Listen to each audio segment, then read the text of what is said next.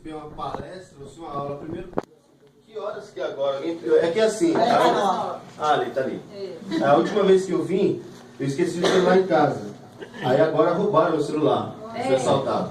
Graças a Deus. Assaltado, né? Aí quando foi ontem, eu ganhei outro celular. Amém. Né? Amém. Então, a gente, agora é 10 para as 9. Qual horário mais ou menos?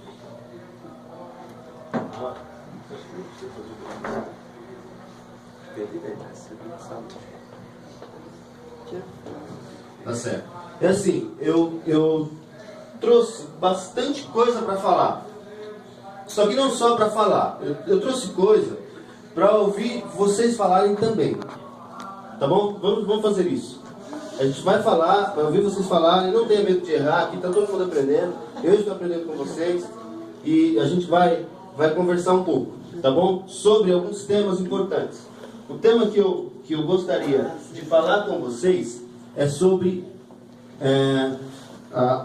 o plano de salvação de Deus. Inicialmente a gente quis falar sobre missões. Só que não adianta a gente falar sobre missões se a gente não falar sobre o conteúdo daquilo que a gente vai pregar. A gente precisa saber o que a gente vai pregar.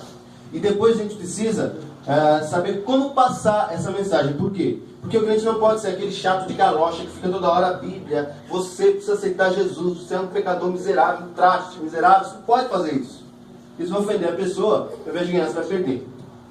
Eu acho que a maior tática, a maior tática de evangelização, de missões que existe, eu conversando com o Jonathan no carro, é duas coisas: amizade e testemunho.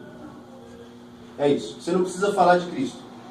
Pega amizade com a pessoa e viva Jesus. Agora viver Jesus, não pode. Não pode, não. O maior mandamento, esse negócio de não pode, é coisa da lei. E a lei de Jesus já quebrou essa lei, já cumpriu ela por nós. Nós não estamos mais debaixo da lei. A gente está debaixo da graça, e na graça a gente pode. E o maior mandamento que Jesus deixou para nós: amar a Deus sobre todas as coisas e ao próximo como a si mesmo. Então, a lei que impera em Jesus é a lei do amor. E na lei do amor nós podemos fazer tudo que a gente quiser, desde que essas coisas que a gente faz, ela ame a Deus e ela ame o próximo. Ela tem que ter essas duas finalidades. Se não ama a Deus, se não ama o próximo, é caracterizado como pecado. Então, eu gostaria de ouvir a primeira pergunta de vocês. É uma frase que a gente vive falando. Obrigado, pastor. Vou pegar de outra coisa. Aí, obrigado. A gente vive falando uma coisa. Os pastores não vão ver, né? O pastor também sabe tudo.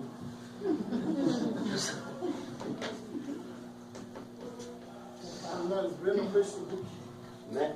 no WhatsApp. Eu queria que alguém me dissesse, além dos pastores aqui no Vale, tá? O que é pecado? Que não agrada a Deus? Pecado é o que não agrada a Deus. Boa. Matar, roubar. Matar, roubar é pecado. Isso. Mas o que é pecado? Por que pecado é algo que não agrada a Deus?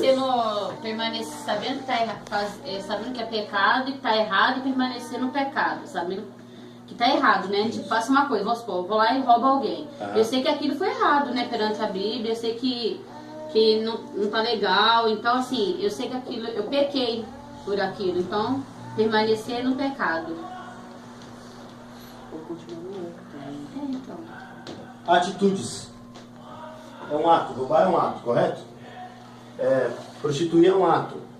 Enfim, a irmã falou de pecados como ato. O ato de pecar. Mas isso não define pecado.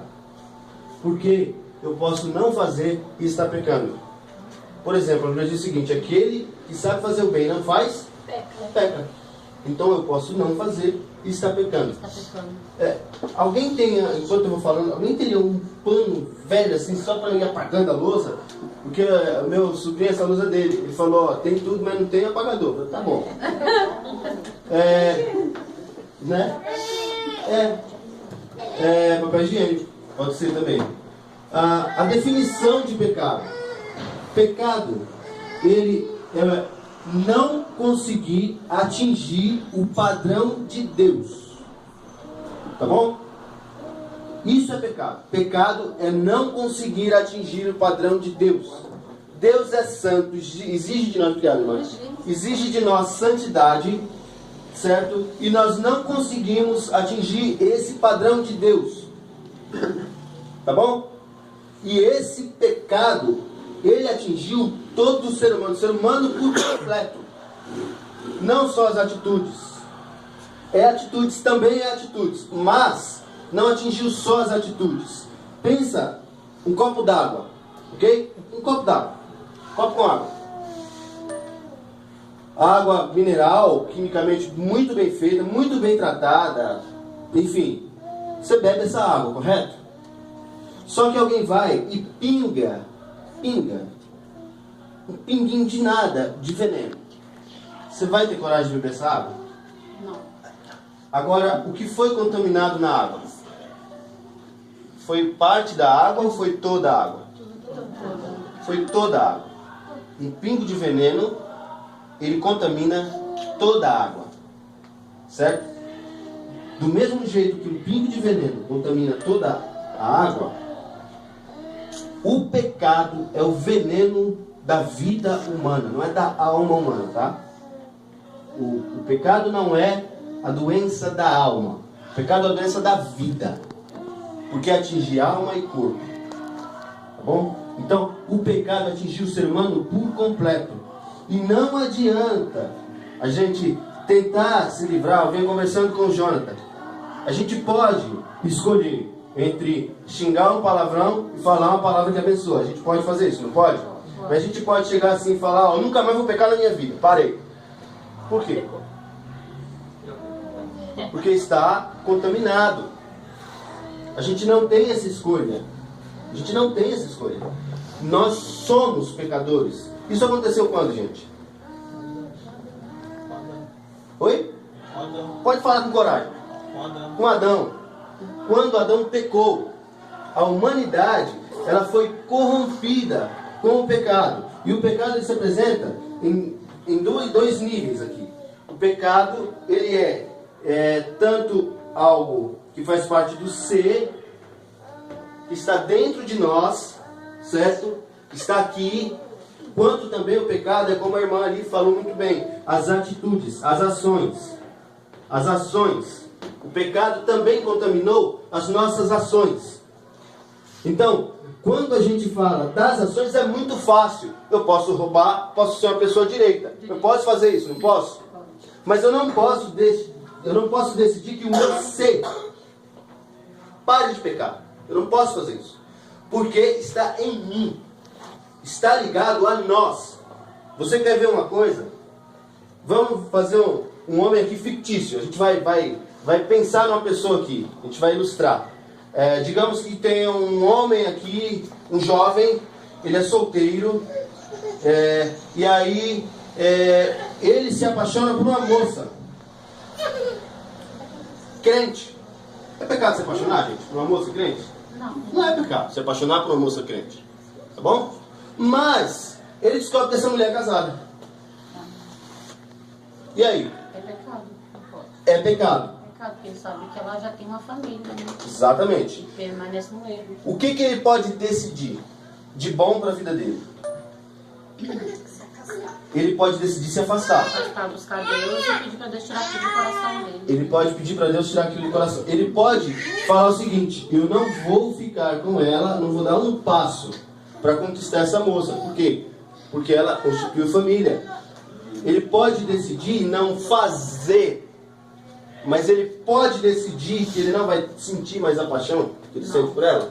Quem ficou apaixonado aqui sabe, né? Fica lá escutando as músicas daquele Zé Augusto e tal, todo choroso, todo borocochô, chorando, lembra? Não é verdade? Fica com aquela dor de cotovelo, né? Então a gente não pode decidir tirar isso do nosso coração, porque isso está no nosso ser. Isso está. A gente não decide deixar de estar apaixonado a hora que a gente quer. Isso serve para ilustrar como funciona o pecado. Nas ações e no ser. E no ser. Tudo isso que eu estou falando para vocês, gente, Eu não sei como vocês estão vendo daí, mas eu, falando isso, parece que isso não tem implicação prática para a nossa vida. Parece que essa doutrina, isso é uma doutrina, isso é uma teologia. Parece que isso não tem aplicação prática para a nossa vida. Mas, quando a gente para pensar, não só nas nossas ações, mas naquilo que a gente é, nos nossos pensamentos, nos nossos sentimentos, quando a gente está trancado no quarto, à noite, remoendo aquela pessoa que nos ofendeu, a gente não está fazendo nada, mas ali a gente está pecando. E a gente não decide, a gente não escolhe parar com aquilo. A gente pode escolher nossas atitudes. Eu gosto muito, aqui não tem criança, tem uma dormindo ali, eu posso falar. Eu sou um cara que gosto de pegar muito pesado com algumas coisas, tá? Não se assuste, porque eu não tenho vergonha de entrar em tema nenhum. Certo? Se o pecado atingiu todo ser humano, todas as áreas da vida humana, precisa ser tratado todas as áreas da vida humana, correto? Então é por isso que eu não tenho vergonha de tratar tema não. Foi para isso que Deus me chamou, para tratar de tudo, que eu não tenho medo, não tenho vergonha. Por exemplo, eu vou dar outro exemplo. Existe uma coisa chamada sexualidade. Quem criou a sexualidade? Vocês sabem? Quem criou? Deus. Deus criou o corpo, Deus criou elementos, Deus criou a libido, Deus criou certos mecanismos no nosso corpo que faz com que a gente tenha desejos sexuais. Isso é de qualquer ser humano. Isso é de qualquer ser humano. Se a pessoa não sente isso, ou ela tem o dom para o celibato, então ela está doente, precisa procurar um médico, urgente, e fazer o exame, porque ela não está produzindo hormônios. Isso pode ser prejudicial para a saúde dela. Tá certo?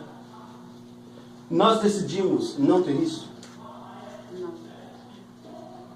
E nós decidimos não sentir atrações pecaminosas do ponto de vista sexual. Não, acontece. Acontece naturalmente, é inerente. E não é que o desejo sexual é pecado, mas o desejo sexual para uma pessoa casada, vamos voltar no nosso exemplo, é pecado. Você está entendendo? Então, tudo isso o pecado atingiu.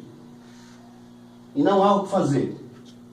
Eu não estou falando aqui do homem redimido, do homem convertido. Se der tempo a gente fala. Mas eu quero assustar vocês um pouco com isso. Porque eu estou falando do homem natural. Do ser humano sem Deus. Para piorar a situação. Sabe o que acontece, gente? O homem peca em ações. Ele é um ser pecador. Não foi criado por Deus pecador, mas se tornou um ser pecador depois da queda. Tá certo? O irmão já falou que foi depois da queda. Mas ele também gosta de pecar. Ele gosta de pecar. A nossa tarefa como evangelistas, como servos do Senhor, meus irmãos, a nossa tarefa ela é muito difícil. Ela é muito complicada, porque a gente vai falar para a pessoa de uma coisa que ela gosta de fazer e que não pode ser feita. E ela gosta de fazer. É por isso que Deus chega para Ezequiel e vai falar assim: eles não vão te ouvir, mas você vai ter que falar. A Bíblia diz que o homem está surdo espiritualmente, mas a gente tem que pregar. Como é que você vai pregar para um surdo? Então é uma tarefa impossível. Na verdade, meus irmãos, a conversão de alguém a Jesus é o maior milagre que existe. Porque você vai mudar a mente da pessoa. Certo? Eu não entrei em texto nenhum ainda, agora eu quero entrar com vocês num texto bíblico. Vamos lá para Gênesis. Eu não vou abrir. Vou abrir. Gênesis.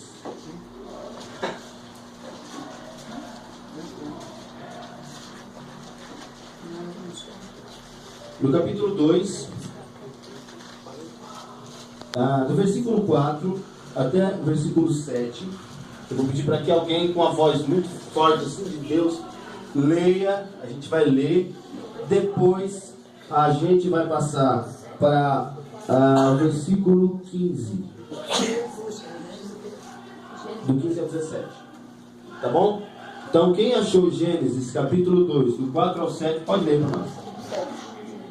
Estas são as origens dos céus e da da terra, quando foram criados, no dia em que o Senhor Deus fez a terra e o céu. E toda a planta do campo que ainda não estava na terra, e toda a erva do campo que ainda não brotava, porque ainda o Senhor Deus não tinha feito chover sobre a terra, e não havia homem para lavrar a terra.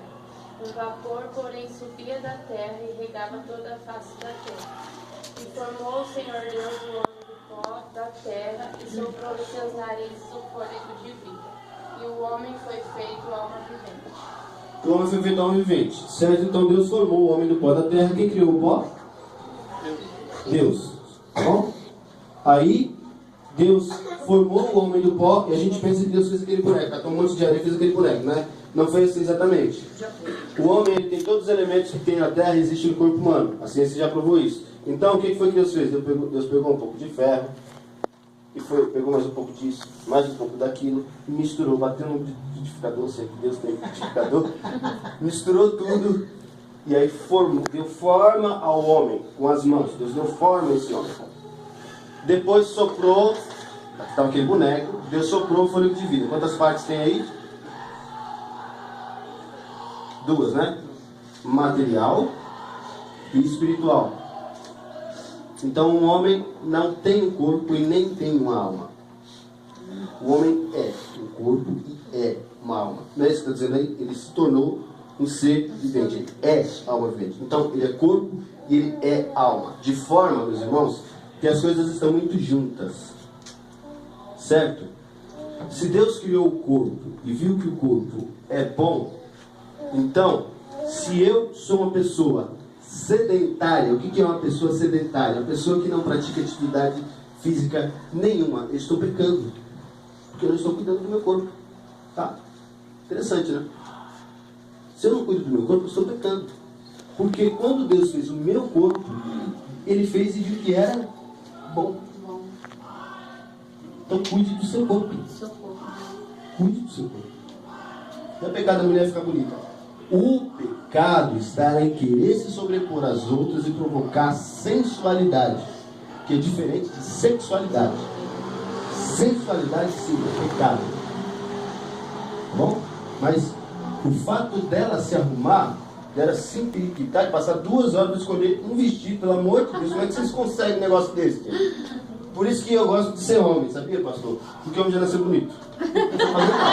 Só ir lá e se arrumar. Mulher não, mulher tem que se coisar todinha, não é? É.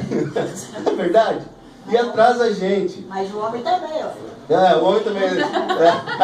Porque ele entendeu bem o mandamento de Deus de cuidar do corpo. Ele entendeu bem, parabéns. Mas, vocês estão entendendo? Agora, do 15 ao 17, lê aí. Tomou o Senhor Deus o homem e o pôs no jardim do Éden, para o lavrar e o guardar.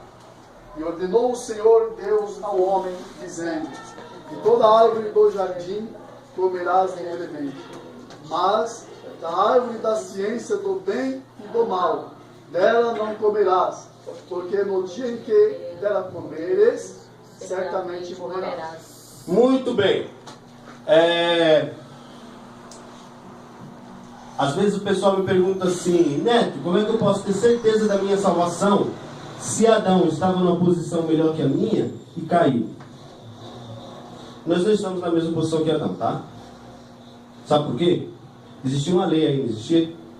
Nós estamos debaixo da lei? Nós estamos debaixo do quê? Da graça. Adão caiu sob a lei. Nós estamos sob a graça.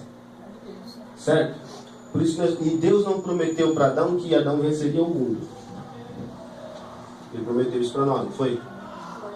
Não é verdade? Mas existem alguns aspectos dessa passagem aqui que precisam ser considerados.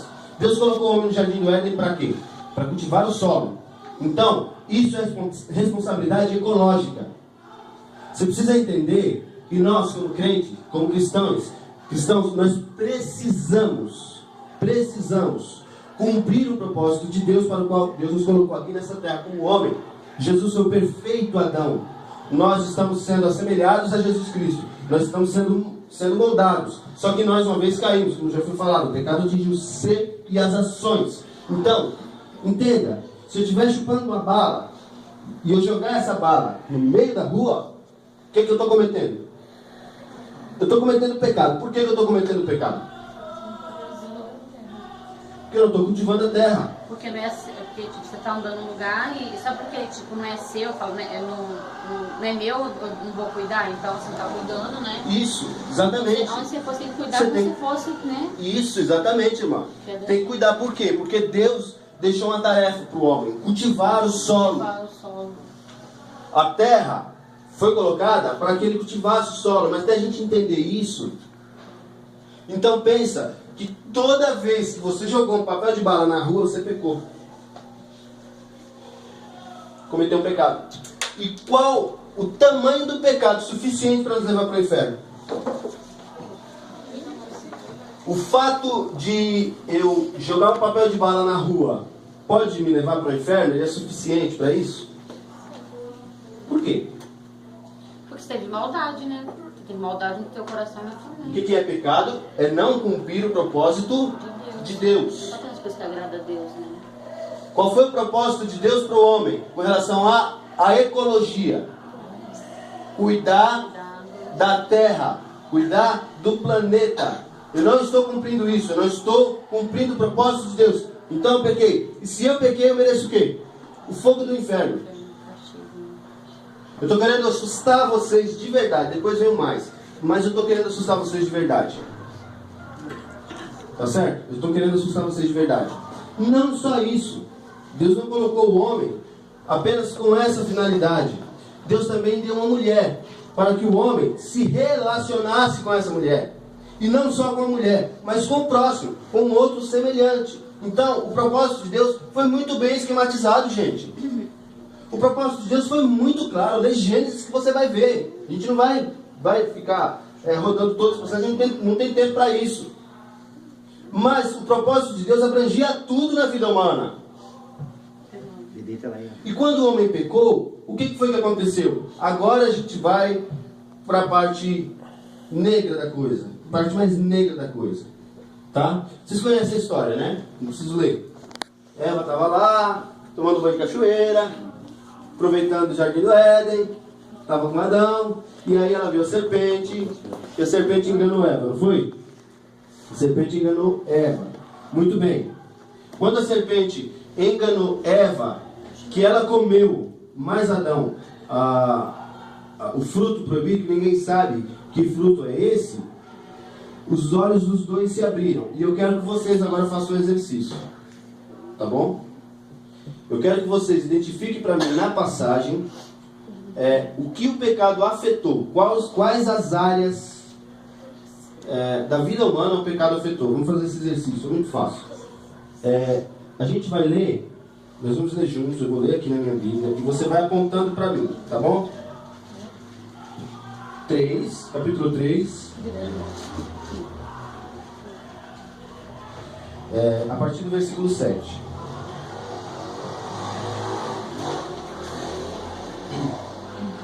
Ó, eu vou lendo e a gente vai apontando, tá bom? Ó, os olhos dos dois se abriram e perceberam que estavam nus. Então juntaram folhas de figueiras para se cobrirem. O objetivo de Deus também é que o homem andasse nu. Interessante. Tinha maldade. Agora, só um adendo aqui, tá? Não existia maldade, mas já existia o sexo, porque o sexo foi criado por Deus. Tá bom? Não é pecado fazer sexo. Não é pecado. O sexo é uma bênção deixada por Deus. Só que ele tem um propósito. Ele tem um lugar fixo, que é no casamento. Esse é o propósito de Deus, sexo no casamento. Mas o sexo em si não é pecado. Mas o uso dele é pecado. Bom?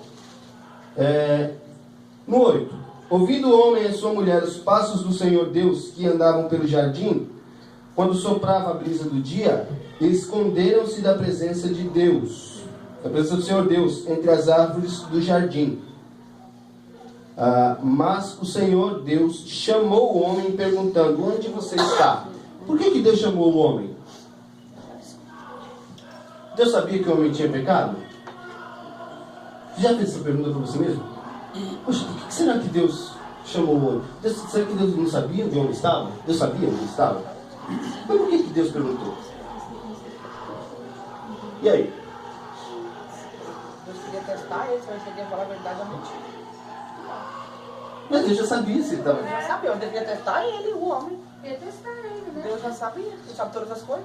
Deus Eu queria o saber homem. a resposta do homem. Mas Ele Deus ia já falar a sabia. verdade. Ó, Deus já sabia. Por exemplo, o homem deu a resposta negativa, certo? O homem não quis saber. Deus já sabia que o homem não ia querer saber? Sim, sabia. Mas por que ele chamou? Se ele já sabia qual era a resposta. Porque o homem tinha que se Pra saber o que conscientizar. ele ia falar. O homem tinha que se conscientizar. Se conscientizar de quê? Que a partir do momento que ele pecou, ele, o homem, não quer saber mais de Deus. Sabe aquela música do Thales? Eu escolho Deus, eu escolho ser muito legal. Doce ilusão. Doce ilusão. A gente não quer saber de Deus. Quer prova? Quantas vezes você acha que você peca no dia? Então toda vez que você peca, você está falando para Deus que você não quer saber dele. Toda vez que eu peco, eu estou dizendo que eu não quero saber de Deus. Mas se Deus vai atrás é por quê? Não é só para provar, de perdão. Daqui a pouco a gente chega aí. Mas o que Deus está mostrando é para nós que nós não queremos saber de Deus, mas também que Ele é quem vai atrás. Ele quer saber de nós. Deus é amoroso, gente. É como se fala, né? Não é a gente que tem que aceitar ele, né? É ele que aceita Ele que a nos gente. aceita. E a gente ainda é ingrata, né? Isso. Tipo, a gente não valoriza, né? O quanto ele é importante nas nossas vidas, né? Ele que nos aceita. Quando eu penso nisso, não sei vocês, gente. Eu não sei vocês, mas eu, quando eu penso nisso, meu coração fica... Pô, meu Deus do céu, eu fico alegre, porque eu sei que eu não quero Deus, mas Ele me quer. Eu não me entendo, mas Deus me entende. É essa beleza do Evangelho. Isso é Evangelho. Pergunto, está sendo pregado hoje em dia?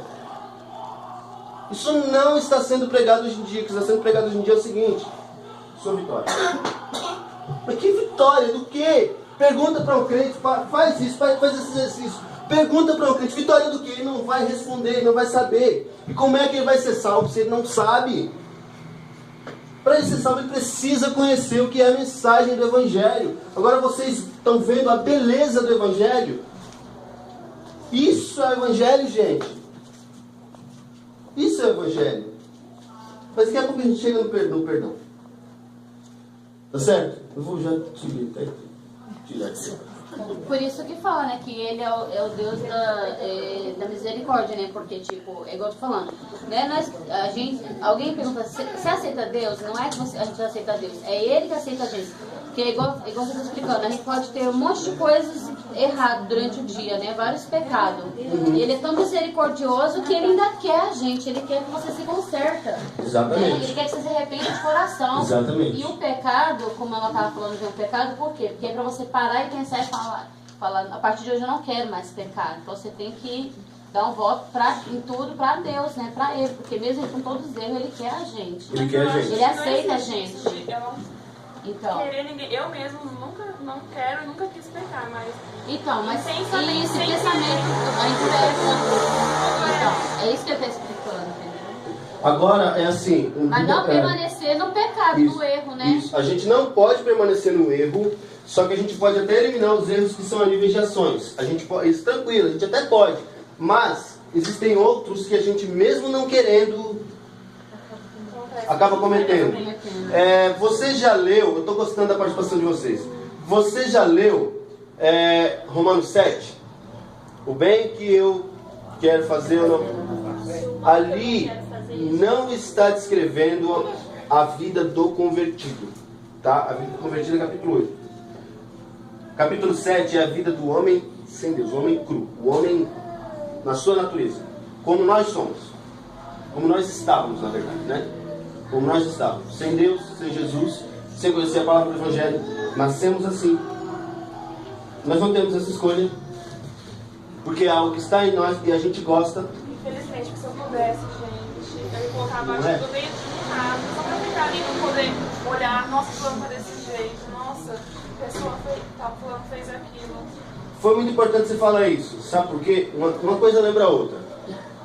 Eu falei que ia ser um bate-papo. Uma coisa lembra a outra. A Igreja Católica Romana, muitos anos atrás, hoje ela não reconhece isso que eu estou falando não, tá? Se você falar isso que eu estou falando com o padre, ele vai querer te bater. Mas há um tempo atrás, a Igreja Católica, ela quis aceitar essa verdade que a irmã falou. Então, o que ela criou? Ela criou os monastérios. Para que serviu o monastério? O mundo é ruim, o mundo todo é ruim. Então, eu vou separar aqueles que são vocacionados, que querem viver uma vida de santidade, e vou isolá-los junto com outros no lugar onde eles sejam separados do pecado. O que aconteceu? O maior índice de homossexualidade é onde? Porque na verdade o pecado não está lá. O pecado está lá, mas não está só lá. O pecado está aqui, ó. O pecado está aqui. Tá bom? Vamos continuar lendo. Olha só. Mas o Senhor Deus chamou o homem perguntando: onde estás? Já falamos o porquê. E ele respondeu: ouvi teus passos no jardim e fiquei com medo, porque estava nu. Por isso me escondi. Existia medo antes da queda? Então medo é fruto do quê? O medo é fruto do pecado, porque medo pressupõe castigo, não é isso? Medo pressupõe castigo. Então, você sente medo, meu irmão? Tem gente que tem síndrome de pânico. Síndrome do pânico. É fruto de alguma coisa que está acontecendo. É fruto de algum pecado, alguma coisa que está acontecendo. Os psicólogos tentam explicar, muita gente tenta explicar, mas não adianta. O fruto é o pecado. O medo foi consequência do pecado. Tá bom? Eu não vou continuar lendo, porque nós não temos mais muito tempo, eu preciso concluir. É assim. Depois, Deus vai perguntar para o homem: o Adão, você comeu do fruto? E ele vai jogar a culpa na Eva. Na Eva? Será? Em Deus e em Eva. Porque quem deu Eva para Adão foi Deus. Então, ele por tabela culpou Deus. É certo falar que Deus culpou Eva? Que Adão culpou Eva? É certo. Mas também não pode ser omitido que ele jogou a culpa também em Deus. O que houve aí? Quebra do relacionamento com Deus e com o próximo. Não só com a natureza, lembra? Papel no lixo, tal. Não foi só com a natureza. Deus, o pecado quebrou o nosso relacionamento com Deus e com o próximo. Tá certo? E aí, o pecado devastou toda a área da vida humana. Eu vou, antes de encerrar, eu gostaria... Olha lá. Só fazendo uma adendo nessa colocação do nosso momento colocou, Deus deu a Adão a tarefa de cuidar da natureza e cuidar de quem mais? Quem era o protetor? Eva ou Adão? Adão. E quando a serpente estava jogando um 7-1 na orelha de Eva, onde é que estava Adão? Então a culpa é de Eva? Ou será que é de Adão que não estava lá cuidando dela? Então tem essa preocupação para nós que somos homens. Estava pecando, né? Foi importante o pastor falar isso, por quê? Porque qual foi o castigo que Deus dá para Eva? Com outra ele não tá. Se você acha que você não teria dor se Eva não tivesse pecado, tá errado, porque ninguém multiplica zero, certo? Alguém multiplica zero? Então ele fala que multiplicarei grandemente. Então é porque a mulher ia sentir dor. Só que essa dor seria muito suportável. Seria uma dorzinha, um pouco, mas seria suportável. Tá bom. Isso afeta o que na vida eterna? Céu e inferno? Não afeta nada. Ele vai ter todo parto. Agora, e o homem? Qual foi o castigo de Deus para o homem? Servidão no trabalho, só do teu rosto tu vai comer, certo? Todos os dias da tua vida até voltar ao... Então, qual foi o castigo? Morte. A morte. Eu tenho para mim que se Adão não tivesse pecado, a única coisa que ia acontecer com a humanidade é que a mulher ia ter dor de parto. Mas o homem, a raça humana como um todo, que Adão era o representante da raça, não era Eva, era Adão. Certo? Então eu tenho para mim, se vocês falarem que eu disse isso, eu nego tudo, tá bom? eu tenho para mim, que fica aqui entre nós, que se por um acaso a Eva não tivesse comido e Adão não tivesse comido, a mulher ia ter dor de parto, mas o ser humano não iria morrer, não seria condenado ao inferno e ia continuar. Eu tenho para mim isso, por causa dos castigos que Deus coloca. Eu não vou afirmar isso, tá? Eu também não afirmo isso. Isso é uma suposição minha. Estou pensando. Pensa também junto comigo, e saber que juntos chega a uma conclusão melhor, né? Mas só para deixar esse pensamento. O pecado atingiu o coração. O que é coração? O que é alma? Quando a Bíblia fala coração, fala alma, ela está falando dessas coisas aqui, ó. Amor, sentimento.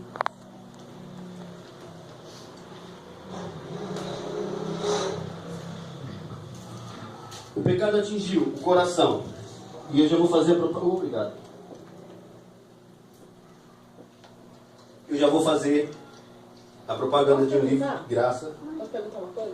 Pode contar. Então, se Deus quisesse, ele não poderia ter impedido que a Eva comesse a maçã, como ele fazia de todas essas coisas? Livre-arbítrio. Poder... Irmã, eu vou responder uma coisa para a irmã, tomara que ela não se assuste. Antes, deixa eu respirar primeiro. Fazer a propaganda desse livro. Esse livro aqui, gente, você não pode, é claro, a Bíblia, óbvio, né?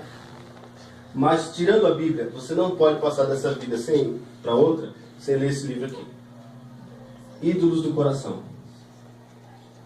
Aprendendo a desejar apenas Deus. Esse livro, e olha que eu tenho contato, eu leio o livro direto, até porque eu faço teologia. Cada livro, eu estou com um lá que eu estou lendo, que é dessa grossura, muitos excelentes livros. Mas esse foi o melhor livro que eu já li sobre Bíblia. O melhor. Disparado assim, todo mundo que lê fala a mesma coisa. Você vai aprender a desejar somente Deus. Tá bom? É claro, não vai idolatrar o livro, tá, gente? Pelo amor de Deus. Mas respondendo a sua pergunta, irmã. A irmã já leu o livro de Colossenses? No livro de Colossenses tem uma parte que fala o seguinte, que Jesus, ele teria que ter a primazia em tudo. Então, ele é o primeiro, fala assim, ele é o primeiro desde Adão. O que significa isso, ele é o primeiro desde Adão?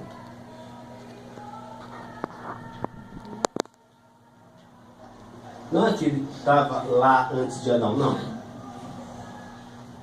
Na verdade, Deus tem um plano antes da fundação do mundo. E nesse plano, Deus arquitetou para que Jesus fosse glorificado. Se Eva não tivesse comido o fruto, se Adão não tivesse comido o fruto e nós não tivéssemos ficado na situação que nós estamos, como que Deus iria mostrar a sua graça? Como que Jesus ia morrer numa cruz e mostrar que Deus perdoa? Não ia ter como. Então, a queda não surpreendeu Deus de modo nenhum. Deus já sabia, para mim, Deus planejou. Então, isso que eu perguntei, era esperado que era isso dele. Tranquilamente. Deus é o culpado da queda. Deus não é o culpado da queda. Agora, isso é um mistério para mim. Eu não sei como, não sei explicar. Mas, Deus, ele arquitetou tudo e assim, a gente tende a analisar a queda como que Jesus é o plano B de Deus. Ora, para existir um plano B de Deus, o plano A deveria ter falhado, correto? E os propósitos de Deus falham. Jó responde, nenhum dos teus planos podem ser frustrados. Entendeu a lógica? Então, não vou entrar muito nessa questão, porque é uma questão, aí se eu passar daqui eu entro para um campo mais polêmico. Mas, de fato, Deus, ele fez tudo isso, ele sabia de tudo isso, como queira, com a finalidade de mostrar o amor dele em Jesus. Para exaltar Jesus. E você, crente que fica com medo de macumba, a Bíblia diz que as potestades, os principados, os tronos, esse mesmo, lá em Colossenses 1, 14 a 22, fala que foram feitos por ele e para ele. Então, o próprio Satanás, quando age mal, quer queira ele, quer não queira, ele acaba dando glória para Jesus. E ele não quer, mas ele dá glória para Jesus. É o que? Escuta essa daí, ô José Ruela. Gente, para encerrar, O pecado atingiu mente, sentimentos e ações. Mente. O pecado, na mente está o que eu creio, o que eu penso, o que eu planejo, está tudo no meu intelecto. O pecado atingiu isso. Então, tudo que eu for pensar, eu sempre vou pensar algo, mesmo que seja bom, mas não vai atingir a totalidade do plano de Deus, porque o plano de Deus é perfeito. Lembre-se, pecado é o quê? É não cumprir o propósito de Deus, que Deus estabeleceu. Isso é pecado. O pessoal fala incredulidade é pecado. Não é. Incredulidade faz parte do que é pecado, mas ela não resume o todo. Pecado é não cumprir o propósito de Deus. E nós não cumprimos mesmo. Tá bom? Pecado atingiu sentimentos. O seu amor foi corrompido. O seu sentimento amoroso foi corrompido. O meu sentimento amoroso, o ódio, a tristeza, a alegria, tudo foi corrompido pelo pecado. A gente se alegra até dentro da igreja com coisas que não vêm de Deus. Sinto muito em informar, mas às vezes coisas que não vêm de Deus dentro da igreja faz com que o nosso coração se alegre. Por isso que a gente não pode dar lugar à emoção demais. Porque a emoção também foi corrompida. E as nossas ações, as nossas atitudes também foram corrompidas. Ou seja, não é só o que a gente pensa, não é só o que a gente sente, é também o que a gente faz. E o que a gente faz é reflexo do que a gente sente e do que a gente pensa. Vocês estão acompanhando o raciocínio? Isso, quando a Bíblia fala de coração, ela está falando, ou vida, ela está falando disso. Ou separadamente, coração, ele pensou no seu coração, tá bom? Quando você lê a Bíblia, sempre fica atento à palavra coração. É sempre importante, ela chama atenção a palavra coração. Tá bom? Onde entra Jesus nessa história, para encerrar? Onde entra Jesus nessa história? Eu gostaria que vocês decorassem isso.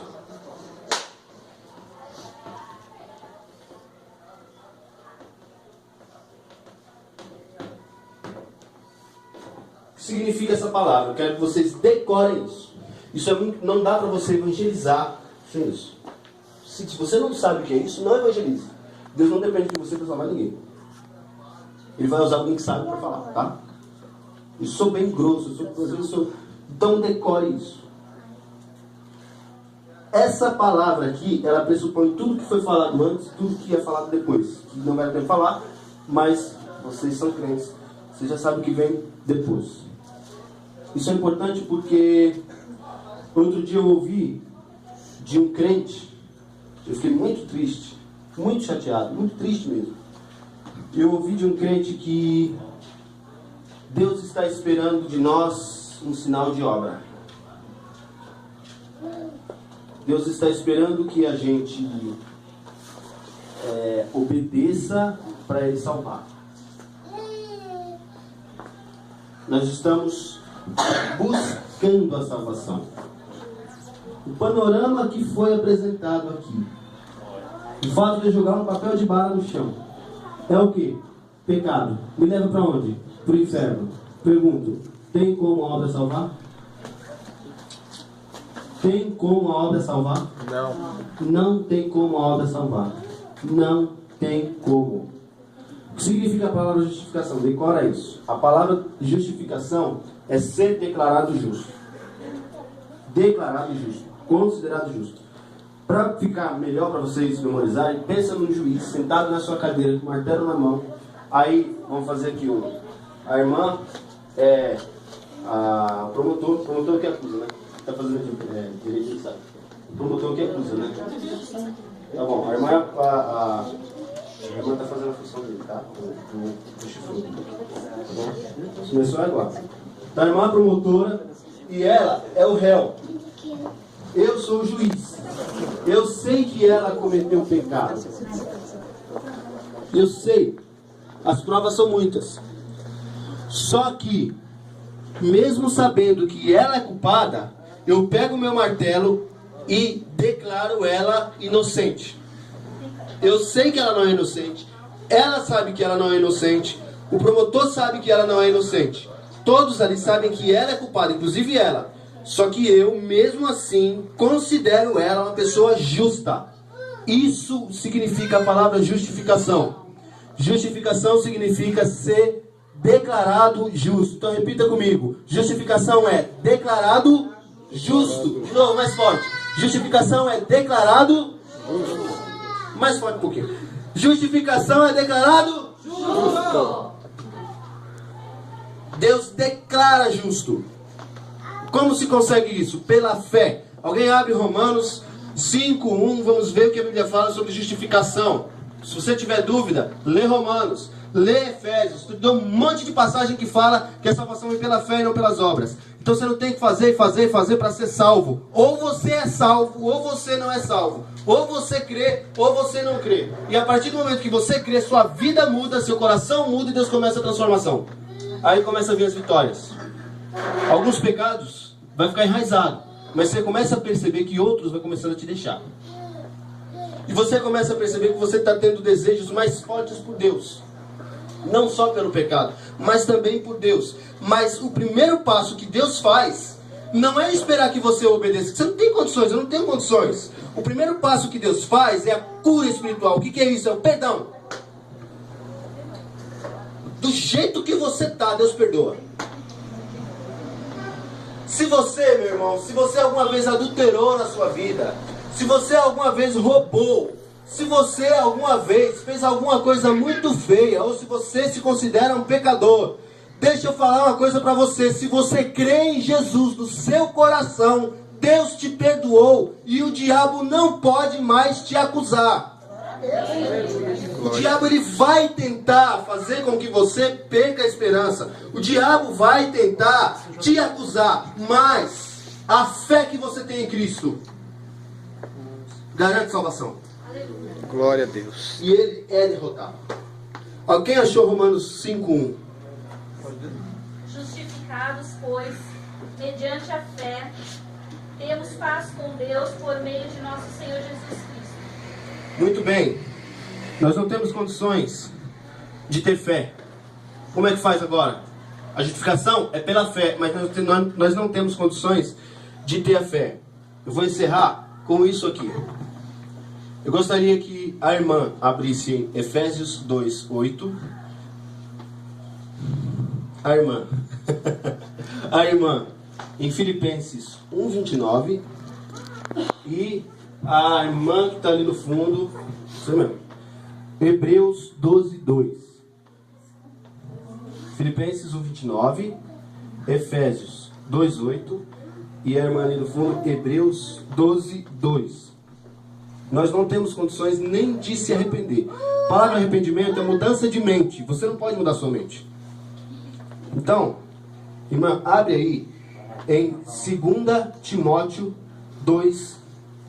Tem anotado aqui, né? Vou tirar agora.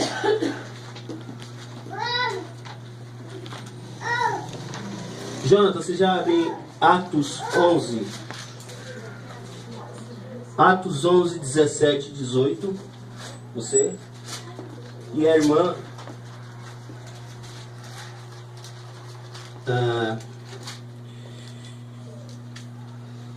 A irmã, 2 Timóteo 2, 25. Tá bom? A gente vai falar fé, arrependimento e fecha. Tá bom? Vamos lá, irmã. Leia aí. Porque pela graça sois salvos por meio da fé, e isto não vem de vós, é dom de Deus. 19. Não vendo de obras para que ninguém se glorie. Legal, então, salvação não vem pelas obras para que ninguém se glorie. Se você estiver buscando a sua salvação, pare agora mesmo, em nome de Jesus. Se ofender a Deus. Se você está buscando, você está ofendendo a Deus. A salvação está aqui. Já. Só pegar. Só pegar. Quando ele fala assim, porque pela graça sois salvos por meio da fé, e isto não vem de vós, isto é tudo que foi falado antes. Então a graça, ou seja, a morte de Cristo na cruz, e a fé vem de Deus. Não temos condições de ter fé. De uma fonte pode jorrar água doce e salgada? Então como é que o coração ruim pode produzir a fé que é algo bom? Não tem como. Então, Deus coloca a fé no nosso coração. Outro versículo que fala disso. Vai lá, irmão. Filipenses, né? 1:29. Porque a vós vos foi concedido em relação a Cristo não somente crer nele, como também padecer por ele. O que ela leu aí? Foi o quê? Foi concedido o quê? Em relação a Cristo, não somente crer nele, mas como também padecer por ele. Foi concedido crer em Cristo e padecer por ele. A irmã. Olhando para Jesus, autor e consumador da fé, o qual pelo gozo que lhe estava proposto suportou a cruz, desprezando a afronta e assentou-se à destra do trono de Deus. Olha só. Quem é o fundador da nossa fé? O autor e consumador da nossa fé? Jesus. O autor da sua fé não é Jesus e você. Está dizendo isso aí no texto? Não. O autor da nossa fé, o autor e consumador é Jesus. Então a fé é uma coisa que Deus põe no seu coração. Tá? Agora, também nós não temos condições de nos arrepender. Porque a palavra arrepender significa mudança de mente. Nós não podemos mudar nosso coração. Mas, olha o que Deus faz conosco. Segundo 25, Timóteo, instituindo com mansidão os que resistem adversos, porventura Deus lhe dará arrependimento para reconhecer a verdade. Para que Deus lhe conceda o quê? Arrependimento. E Atos 11, 17 e 18. Portanto, se Deus lhe deu o mesmo dom que a nós, quando cremos no Senhor Jesus Cristo, quem era então eu, para que pudesse resistir a Deus? E ouvindo estas coisas, apaziguaram-se e glorificaram a Deus, dizendo, na verdade, até os gentios deu Deus o arrependimento para a vida. Até os gentios, Deus deu o quê? O arrependimento para a vida. Eu vou fechar aqui agora. A salvação ela é dada por Deus. Quem salva é Deus. Se você quer saber se você é salvo de verdade ou não, faça uma coisa, mas não faça aqui. Faça quando chegar na sua casa, se estiver sozinho. Faça isso. E me desafiaram a fazer isso e eu pensei que era fácil. Como ele falou, não é fácil. Eu pensei que fosse, não é. Mas graças a Deus eu fiz. E quero que você faça também. Se você quer saber se você realmente é salvo, lembra do que significa a palavra justificação? É considerar alguém justo, declarar justo. Não é isso? Chega na sua casa e fala o seguinte: confessa os seus pecados a Deus. Confessa tudo isso que você falou aqui, mais do que você quiser. Depois que você expor toda a maldade que tem no seu coração, você fala: Senhor, eu te peço, apesar de tudo isso que eu te falei, me considera uma pessoa justa. Faça isso. Faça isso. Se você fizer isso, sinta-se perdoado e tenha uma nova vida com Deus, uma vida de alegria. Se Deus é bom quando estamos distante dele, você imagina quando nós estamos caminhando lado a lado com o Senhor. Amém? Essa foi a minha palavra. Me perdoem pelo tempo que você teve que correr aqui, tá bom? Mas que Deus abençoe. Obrigado, pessoal.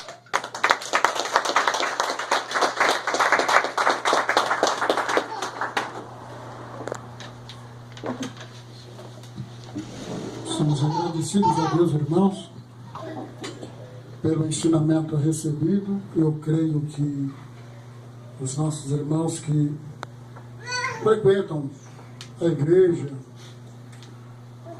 nem sempre a gente ouve este tipo de mensagem, tá certo? Mas ela é uma mensagem instrutiva. Hoje se fala muito em prosperidade, mas é tanta prosperidade que as pessoas não estão mais levantando seus olhos para os céus para desejar a volta do Senhor Jesus, para remir a sua igreja, para levá-la para o seu lado. As pessoas estão ao contrário. Senhor, espera mais um pouco aí, dá um tempo aí. Eu estou quase conseguindo aquilo que eu quero. Só que a mensagem do Evangelho, Quase crente. nós vamos para Apocalipse e diz: ora vem Senhor Jesus. Este é o desejo do ser humano que tem prazer de ter Deus no seu coração. É cada vez mais estar com Ele. Louvado seja Deus. Então, nós sabemos que temos da parte de Deus dias contados nesta terra para vivermos. Vivamos então eles com sabedoria. Tá certo? Buscai primeiro o reino de Deus e a sua justiça. E o resto? O resto é a prosperidade, irmão. É tudo aquilo que você, no seu coração, anseia, que você deseja, que você projeta para a sua vida.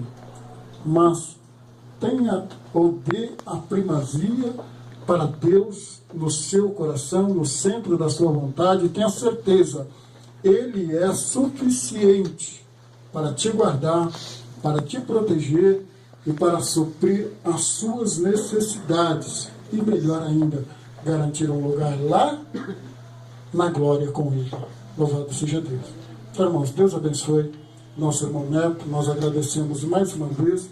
Foi um culto um pouco diferente daquele que os irmãos estão acostumados, mas eu tenho certeza que muitas dúvidas foram tiradas. E os irmãos certamente vão guardar no seu coração esta mensagem. Muitas vezes nós, falando rapidamente acerca de justificação, como o irmão falou, a gente se engana. O nosso coração nos engana.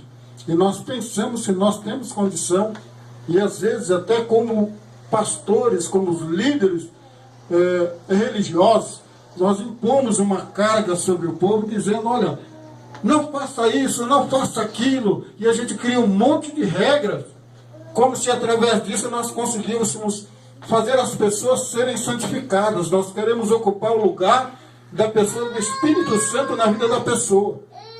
Quantos pastores não querem fazer isso? Eles criam tanta regra para a igreja deles ser mais espiritual, mais santificada que as outras. Mas nós nos esquecemos de uma coisa, que a justificação, quando Deus olha para o homem, antes dele ver você, ele vê Cristo Jesus. O sacrifício dele foi aceito. E através dele, nós fomos declarados justos, mas por ele. Então, irmãos, louvado seja Deus nesta noite. Deus abençoe o nosso irmão Neto. Eu vou passar aqui a palavra para o pastor Rogério, já agradecendo os nossos irmãos que estiveram conosco. Louvado seja Deus. Deus dará nova oportunidade para os irmãos estar conosco, ministrar uma palavra, louvar o nome do Senhor.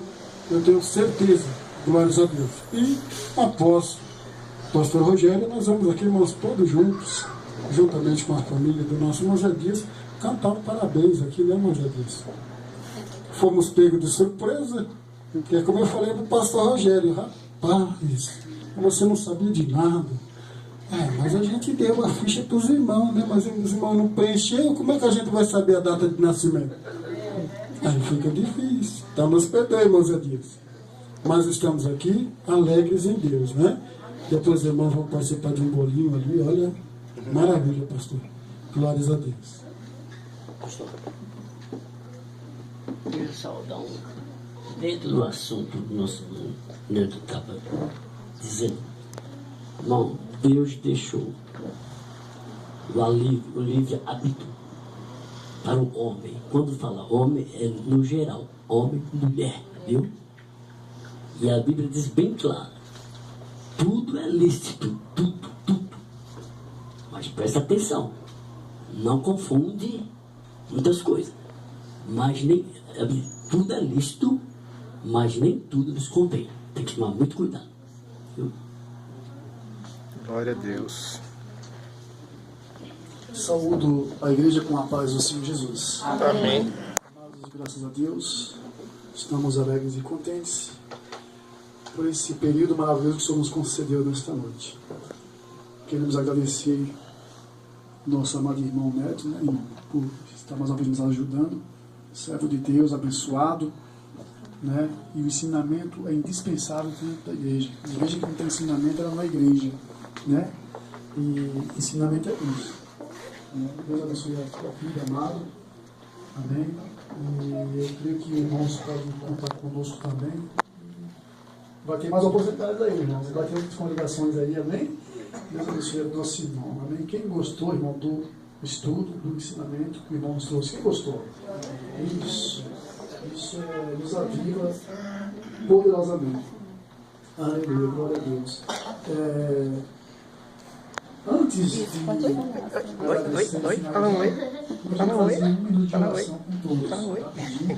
Nós estamos terminando. Por favor, todos de pé, vamos fazer um minuto de oração.